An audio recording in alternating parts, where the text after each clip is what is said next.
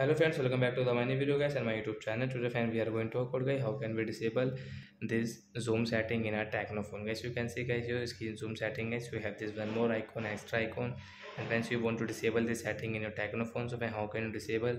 Today I will show you guys in this video guys how to disable magnification shortcut mode in our Tecno phone guys. So before starting video friend, first of all go and subscribe the channel guys. Click the bell icon, like my video.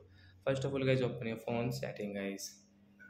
After on phone setting guys, you can see this type of setting in your Tecno phone. So once you can see special function, click here.